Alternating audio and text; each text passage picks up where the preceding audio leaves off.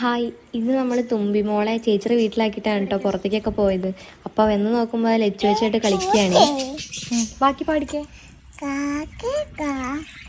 മറ്റേ ലാലാ പാട്ട് പാടിക്കേ.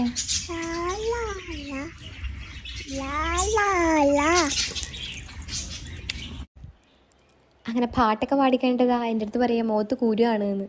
അങ്ങനെ നൈസിലൊരു ഉമ്മയും മേടിച്ചുട്ടാ.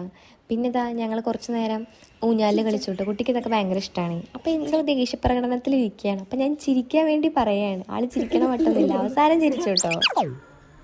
അപ്പം ഞങ്ങളങ്ങനെ ഊഞ്ഞാലിലൊക്കെ ഇരുന്ന് കഴിഞ്ഞാൽ ചേച്ചി കടയിൽ പോയിട്ട് വന്നിട്ടുണ്ടായിരുന്നു, ബിരിയാണി വാങ്ങിച്ചു വന്നിട്ടുണ്ടായിരുന്നു കേട്ടോ. അപ്പോൾ അവൾക്ക് കഴിക്കാൻ കൊടുക്കുകയാണ്.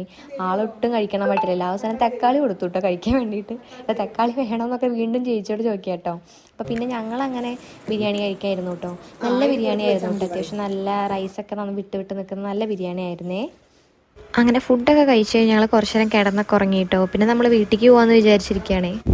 വീട്ടിലേക്ക് പോകാൻ ഇറങ്ങിയിട്ടോ. അതാ ഇറങ്ങിക്കഴിഞ്ഞാൽ പിന്നെ വണ്ടിയിൽ കയറണം, അതാണ് കേട്ടോ. ടാറ്റ കൊടുക്കാൻ പറഞ്ഞാലേ കൊടുക്കുള്ളൂ. അപ്പം വേഗം ധൃതിയാണ് കേട്ടോ പോകാൻ വേണ്ടിയിട്ട്.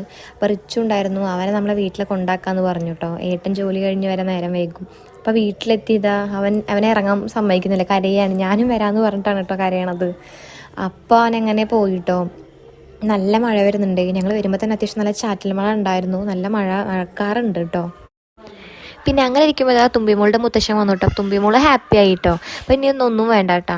അപ്പം നമ്മുടെ ചാനൽ ആദ്യമായിട്ട് കാണുന്നവരുണ്ടെങ്കിൽ ഒന്ന് ഫോളോ ചെയ്യുക, ലൈക്ക് ചെയ്യുക കേട്ടോ. അപ്പം ഇത്രയേ ഉള്ളൂ. ടാറ്റാ.